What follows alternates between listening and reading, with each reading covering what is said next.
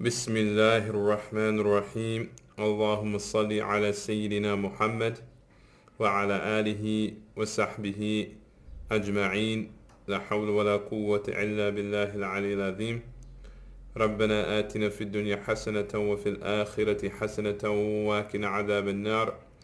Moving on to lesson number 6, we are covering the section of tayammum. And what we mean by tayammum is the dry ablution that a person makes when, in general, when there is no possibility of using water. So since this is a basic text, he's going to focus on the obligatory acts, the sunnah acts, and the mandub acts, and the virtuous acts of tayammum. And looking at the chapter of tayammum, according to language, it means to intend to do something. So if you were to say tayammamtu li shay, I intended to do something. According to the Sharia, they call it taharatun turabiyatun tasta'milu fil wajhi wal yadaini, or tusta'malu fil wajhi wal yadaini. It is, according to the technical term, according to the Sharia, it is a dry ablution that is applied to the hands and the face, because when we make tayammum, we are only making tayammum on the hands and the face, or should we say arms? Yani the arms and the face as a sufficient tayammum, and we do not do the feet. So the first thing the author says, rahimahullah, walit tayammumi fara'idu wa sunanun wa fada'ilu. Yani for tayammum consists of obligatory acts, sunnah acts, and virtuous acts. He says, فَأَمَّا فَرَائِدُهُ فَأَرْبَعَةٌ. As for the fara'id, for the obligatory acts, they are 4. The first one he mentions is an-niyyatu, yani to have the intention. But contrary to wudu, a person has generally 3 options when making an intention. But in tayammum, one has to have the intention. وَهِيَ أَنْ يَنْوِيَ إِسْتِبَاحَةَ الصَّلَاةِ. He has to have the intention when he's making tayammum that he's making prayer permissible. He is not making tayammum to remove the state of hadith. And what we mean by hadith is the state of non-wudu. For example, when you're making wudu, you're removing a state. You're entering into a state of, you're removing yourself from the you're entering the state of the lesser purity. For example, when you break your wudu and you go and you make wudu, you're removing a state. Meaning you're entering the state of having wudu, and so it's permissible for you to pray. According to the sound position in the Maliki school, when you make tayammum, you are not removing the state. You are not removing the state, but all you're doing is granting yourself permission to make prayer. Understand this point.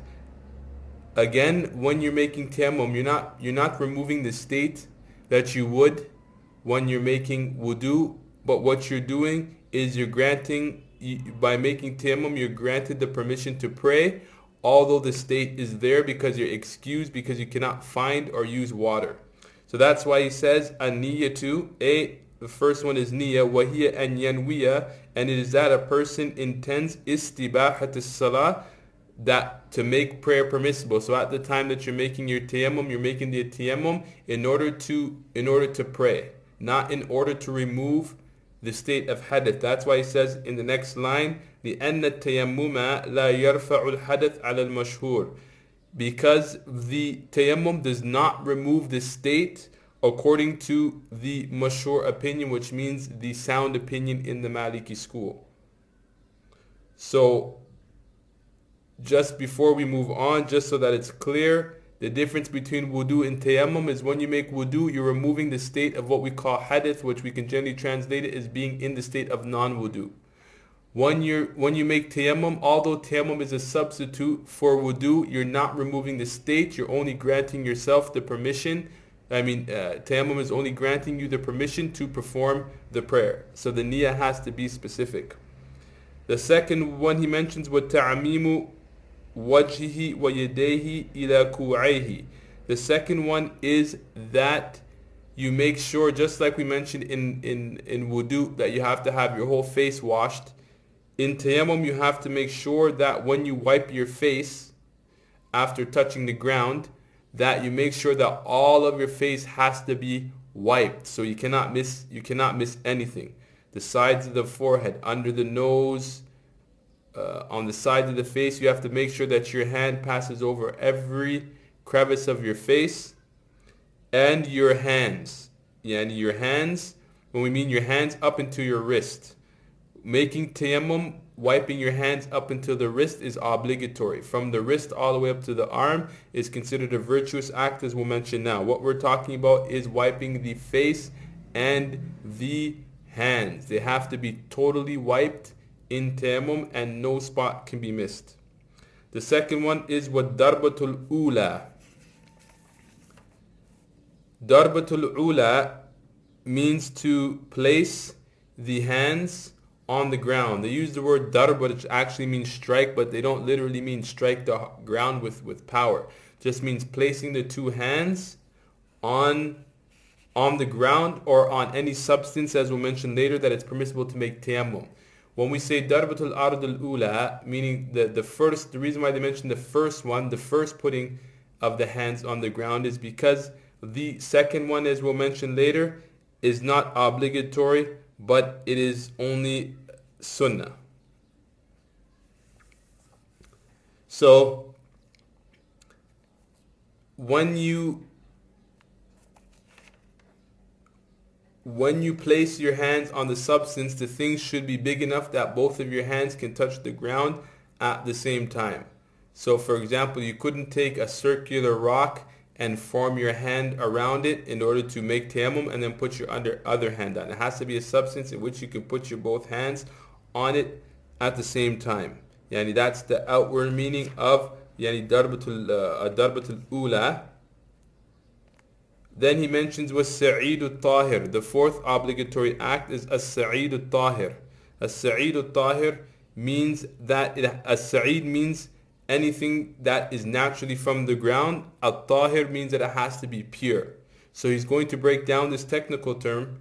What does it mean by as-Sa'id al-Tahir? وهو كل ما صعد على وجه الأرض من تراب أو رمل أو حجارة أو سبخة أو نحو ذلك. It is everything that is on the surface of the earth, including turab, which is dirt or soil, or sand, ramlin, أو حجارة, or rocks, or stone we should say, أو سبخة, salt, ونحو ذلك, and anything like that. Here what he's generally referring to is anything that is originally part of the ground can be used for tayammum. So sand, soil, or a rock, or any mineral on the ground, or any type of iron other than gold and silver, any type of metal I should say. Salt can be used, but a few conditions have to be understood here. You cannot use anything that is synthetic or has been changed from its natural substance. For example, the brick that are now used to make houses have been mixed with other things. When we say that you can use rock or stone, it has to be the original substance. So for example, if there was no water, for example, and you were out in the middle of the woods and there's a big rock, or we should say stone, then you can make tayammum on that because that's in its original form. But let's say we were to find a couple bricks. Yani bricks have been changed, cement has been added, things have been taken out, it's been baked. These things can't be used for tayammum. So as a general rule for beginners, understand that the thing has to be in its original form.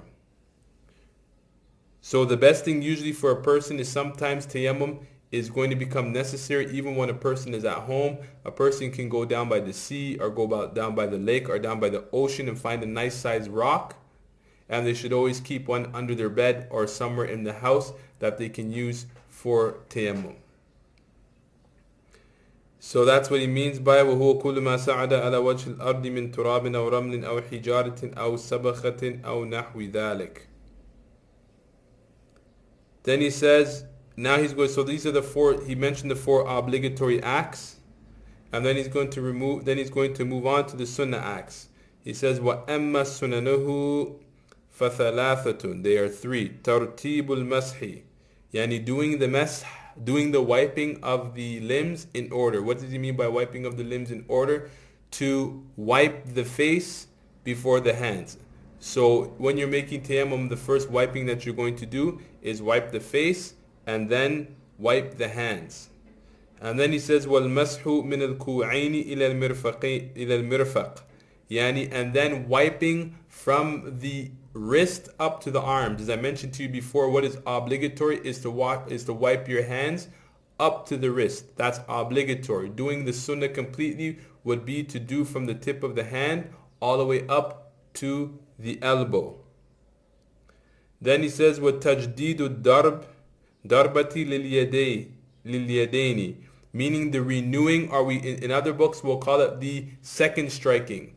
For example, we mentioned that the obligatory act, one of the obligatory acts is the first placing of the hands on the ground. So after placing your hands on the ground for the first one, you're going to put your hands on the ground and then you're going to wipe your face. After you finish wiping your face, technically speaking, you can go and do your hands directly if you wanted to. But it's sunnah to put your hands back on the ground before you wipe your hands and your arms. So that's a sunnah. So the first placing of the hands on the ground is obligatory, and the second one, after you finish doing your face, before you do your hands, then placing your hands on the ground a second time is considered a sunnah. So these are the three sunnahs: doing the wiping in order, wiping from the wrist up to the arm, and putting your hands on the ground a second time for the sake of wiping your hands. And then the third one that he mentioned was وَأَمَّا فَضَائِلُهُ فَثَلَاثَةٌ أَيْضًا. As for the fada'il, the virtuous acts, they are three. At-tasmiyatu, the first one is to say Bismillah. Without, according to the Malikis, Bismillah without Ar-Rahman Ar-Rahim, you just say Bismillah. ثُمَّ بِالْبَاطِنِ إِلَى آخِرِ الْأَصَابِعِ. Or sorry, my bad, he says وَالْبَدْءُ بِمَسْحِ ظَاهِرِ الْيُمْنَى بِالْيُسْرَى إِلَى الْمِرْفَقِ ثُمَّ إِلَى الْبَاطِنِ إِلَى آخِرِ الْأَصَابِعِ. The second one is when you do the arm. When you're wiping the arm, it is preferable to do the outside of the arm before you do the inside. So what do you mean by the outside of the arm? The arm that is the opposite of the palm. That's what I mean by the outside. So the outside, meaning the side that faces the side that the elbow is on, it's virtuous to do that side and then to do the inside. Then he mentions وَمَسُّ الْيُسْرَى مِثْلَ ذَلِكَ وَاللَّهُ أَعْلَمُ, and then wiping the left hand the way you did the right side. So starting with the right side is also virtuous, and then going to the left side, just as it is virtuous to do the outside of the arms before you do the insides. And then he says Wallahu Alam, and Allah knows best. And so this is just a basic summary of how to make tayammum, and the other books of fiqh mention more detail, but the purpose of this book is to cover the fundamentals of each action. Allahumma salli ala Sayyidina Muhammad wa ala alihi wa sahbihi ajma'een.